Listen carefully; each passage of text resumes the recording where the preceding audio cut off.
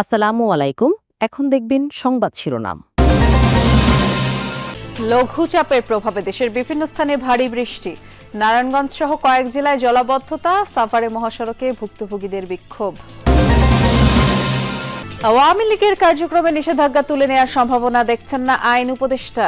Doctor ইউনূসের নেতৃত্বে ফেব্রুয়ারিতে নির্বাচন, বললেন অ্যাটর্নি জেনারেল। রাজশাহীতে পানির শোধনাগার থেকে পাইপলাইন টানতে কাটা পড়ছে ৭৫০-র বেশি গাছ।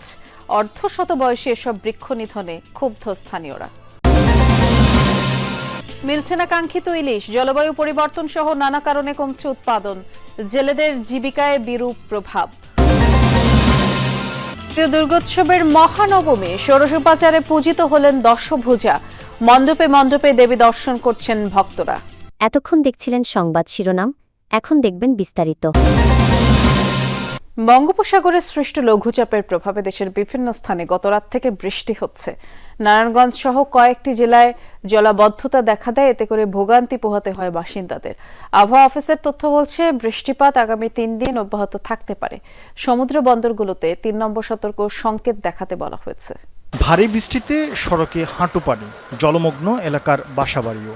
জলাবদ্ধতায় নাকাল নারায়ণগঞ্জের ফতুল্লার পূর্ব ইসদাইর এলাকার বাসিন্দারা। ডিএনডি প্রজেক্টের অভ্যন্তরীণ লালপুর খুলশা পুকুর পাড় সহ কয়েকটি এলাকার চিত্র একই। স্থানীয়রা বলছেন, বছরের প্রায় অর্ধেক সময় এমনিতেই অনেকটা জলমগ্ন থাকে এসব এলাকা। কয়েক ঘন্টার টানা বৃষ্টি ভোগান্তি আরও বাড়িয়েছে। অনেকদিন ধরে আমরা কষ্ট করতেছি, এরকম 5-6 মাস তো হয়েছে এরকম কষ্ট হইতেছে আমাদের। যাওয়া যায় না, লাঞ্চের সময় এখন ওখানে জ্যাম হবে হচ্ছে, কারণ আমাদের এই পানির কারণে কাস্টমার ওইখান থেকে আসতে পারতেছে না। মঙ্গলবার রাত থেকে মুষলধারায় বৃষ্টি নামে সিরাজগঞ্জে। শহরের এসএস রোড, ভাঙামারি, হোসেনপুর সহ বেশ কিছু এলাকার সড়ক ডুবে যায় পানিতে। চলাচলে ভোগান্তিতে পড়েন বাসিন্দারা। সিরাজগঞ্জ শহরে জলবদ্ধতা তৈরি হয়, কারণ ড্রেনেজ যে ব্যবস্থা, সেই ব্যবস্থাটা আসলে অতি নগণ্য। প্রায় মন্দিরেই আজকে পানি ঢুকে গেছে। শুধু সিরাজগঞ্জ নয়, বেলকুচি, উল্লাপাড়া, শাহজাদপুর সমস্ত জায়গায় একই অবস্থা। আওয়ামী লীগের কার্যক্রমের উপর থেকে নিষেধাজ্ঞা তুলে নেওয়ার সম্ভাবনা দেখছেন না আইন উপদেষ্টা ডক্টর আসিফ নজরুল।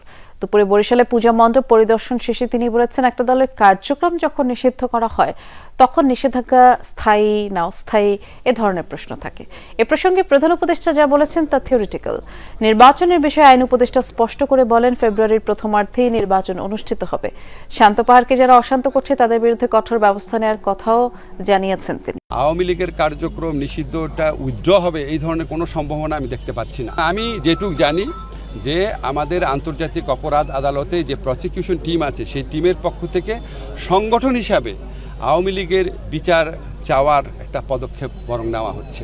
কাজেই এই নির্বাচনের আগে তো দূরের কথা, অদূর ভবিষ্যতে আমি আমার পর্যবেক্ষণ থেকে যেটুকু বুঝি আর কি, আমার ধারণা আওয়ামী লীগের কার্যক্রম এটা আপনার যে নিষিদ্ধ হয়েছে এটা উইথড্র হওয়ার কোনো সম্ভাবনা নাই। নির্বাচনকে সামনে রেখে যত বাধাই আসুক তা প্রতিহত করা হবে। ডক্টর ইউনূসের নেতৃত্বে আগামী ফেব্রুয়ারিতে নির্বাচন অনুষ্ঠিত হবে বলেছেন অ্যাটর্নি জেনারেল মোহাম্মদ আসাদুজ্জামান। সকালে ঝিনাইদহ ডায়াবেটিক সমিতির উদ্যোগে আয়োজিত মতবিনিময় সভায় তিনি অংশ নেন। বলেন, পৃথিবীতে সকল সভ্যতায় অতীতে যেসব সরকার গঠিত হয়েছে তার মধ্যে অন্তর্বর্তী সরকার সবচেয়ে বৈধ। যারা দেশের মানুষকে দীর্ঘ সময় জিম্মি করে রেখেছিল তারা আগামী নির্বাচন বানচালের ষড়যন্ত্র করছে, আর সেসব ষড়যন্ত্র প্রতিহত করে স্বতঃস্ফূর্তভাবে আগামী নির্বাচনে ভোট দেবে জনগণ। পদ্মা নদীর পানি শোধনাগার থেকে পাইপলাইন টানতে কাটা পড়ছে রাজশাহী চাঁপাইনবাবগঞ্জ মহাসড়কের পাশে বেড়ে ওঠা ৭৬২টি গাছ। এরই মধ্যে শুরু হয়েছে গাছ কাটার কাজ। প্রায় অর্ধশত বছর বয়সী এসব গাছ কাটায় ক্ষুব্ধ এলাকাবাসী। তবে রাজশাহী ওয়াসা বলছে, নগরবাসীকে সুপেয় পানি সরবরাহে নেয়া গুরুত্বপূর্ণ প্রকল্পের স্বার্থেই গাছগুলো কাটা হচ্ছে। সড়ক ও জনপথ বিভাগ বলছে, জায়গা সংকট আর ওয়াসার জমি অধিগ্রহণের সুযোগ না থাকায় নিয়ম মেনেই এসব গাছ কাটা হচ্ছে। দুপাশে সারিবাঁধা বড় বড় বৃক্ষের সমারোহের কারণে দেশজুড়ে পরিচিত রাজশাহী চাঁপাইনবাবগঞ্জ মহাসড়ক। কিন্তু সেই সৌন্দর্যমণ্ডিত মহাসড়কের রাজশাহী মহানগর সংলগ্ন অংশে কাটা পড়েছে ৭৬২ গাছ। এর মধ্যে সড়ক ও জনপদের ৩০০ আর বন বিভাগের গাছ রয়েছে ৪৬২। পদ্মায় নির্মাণাধীন ওয়াসার পানি শোধনাগার থেকে সরবরাহ লাইন স্থাপনের জন্য শুরু হয়েছে এই কাজ। এরই মধ্যে গাছ কাটাও শুরু হয়ে গেছে। দীর্ঘদিনের বড় বড় গাছ কাটায় ক্ষুব্ধ এলাকাবাসী। এই বিশ্ব রোডের অনেক জায়গা এই গাছ না কাটে অবশ্যই এগুলো করা যাবে তো কাজ। ছায়াতে থাকলে একটা ভালো থাকতো, আর কাটে দিলে এটা একটা ক্ষতিকর। রোদে আমরা চলাফেরা করি খুব কষ্ট। আগে যে আপনার ঠান্ডা ছায়া যে বাসা থেকে উঠে একটু দোকানে বসবো ছায়া পাই, কিন্তু এই ছায়াটা তো হারিয়ে গেল।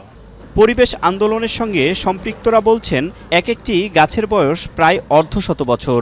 জলবায়ু পরিবর্তনের প্রভাবে ভরা মৌসুমেও জেলেদের জালে ইলিশ ধরা পড়ছে না। এতে প্রতি বছরই ইলিশের উৎপাদন কমছে, অন্যদিকে সরবরাহ কমে যাওয়ায় বাজারে বাঙালির পছন্দের এই মাছের দর ঊর্ধ্বমুখী। কী কারণে নদীতে ইলিশের আকাল দেখা দিয়েছে তা জানবো। মাছে ভাতে বাঙালির পছন্দের তালিকায় উপরের দিকেই থাকে ইলিশের নাম। ভোজন রসিক এ জাতি তাই ইলিশকে স্বীকৃতি দিয়েছে জাতীয় মাছ হিসেবে। দেশের মৎস্য উৎপাদনে ইলিশের অবদান প্রায় 12%, অথচ প্রতি বছরেই কমছে মাছের রাজার উৎপাদন। তাই ভরা মৌসুমেও জেলেদের জালে ধরা পড়ছে না কাঙ্ক্ষিত ইলিশ। নদী সমুদ্র থেকে আশাহত হয়েই ফিরছেন মৎস্যজীবীরা। গবেষকরা বলছেন জলবায়ু পরিবর্তনের প্রভাব পড়েছে ইলিশের উৎপাদনে। একসময় ইলিশ ডিম ছাড়ার জন্য নদীতে আসলেও এখন চলাচলের সেই পথ বাধাগ্রস্ত হচ্ছে। মা ইলিশ ভিন্ন পথে চলে যাওয়ায় সংকটের সৃষ্টি হচ্ছে। পদ্মা, মেঘনা এবং তেঁতুলিয়া এই হলো ইলিশের সাগর থেকে নদীতে আসার মূল মাইগ্রেটরি রুট। এই পথেই অধিকাংশ ইলিশ ডিম ছাড়ার জন্য সাগর থেকে নদীতে আসে। এখানে আসতে বাধাগ্রস্ত হয়ে তারা চট্টগ্রাম, কক্সবাজারের দিকে ইলিশ পাওয়া যাচ্ছে। সংকট শুধু একদিকে নয়, এখন আর বড় ইলিশ পাওয়া যায় না বললেই চলে। গবেষকদের দাবি, ছোট ইলিশ শিকার এবং অধিক আহরণই এর পেছনে দায়ী। লাগাম টানা না গেলে উৎপাদন আর কখনোই বাড়ানো সম্ভব না। সময়ের সাথে সাথে জলবায়ু পরিবর্তনের ধাক্কা সামলাতে হচ্ছে প্রকৃতি ও জনপদকেও। নদী শুকিয়ে যাওয়া সেই পরিবর্তনেরই ফল। দিন দিন নদীতে মাছ কমে যাওয়ায় পেশা বদলাচ্ছেন জেলেরা, অনেকেই মাছ ব্যবসায়ী হয়ে যাচ্ছেন। তবুও পূর্বপুরুষদের পেশা ধরে রাখার সংগ্রামে লড়াই করে যাচ্ছেন কেউ কেউ।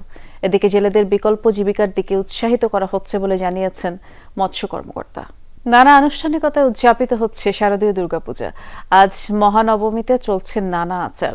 অষ্টমী ও নবমী তিথির সন্ধিক্ষণে সন্ধি পূজার মাধ্যমে শুরু হয় নবমীর আচার অনুষ্ঠান। মূলত দেবী চামুণ্ডার পুজো হয় এই সময়। 108টি মাটির প্রদীপ জ্বালিয়ে 108টি পদ্মফুল নিবেদন করা হয় দেবীর চরণে। সকাল থেকে মণ্ডপে দর্পণ অবয়বে দুর্গার মহাস্নান হয়েছে। ষোড়শ উপাচারে পূজিত হয়েছেন দেবী। দিনব্যাপী দেবী দর্শন নিতে ভিড় করছেন ভক্তরা। সন্ধ্যায় হবে দশভূজার মহা আরতি। আর মহানবমীতে বলিদান ও নবমী হোমের রীতি রয়েছে।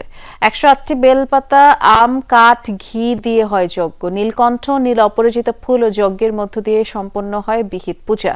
আর কাল বিজয়া দশমীতে বিসর্জনের মধ্য দিয়ে দেবীকে বিদায় জানাবেন সনাতন ধর্মাবলম্বীরা।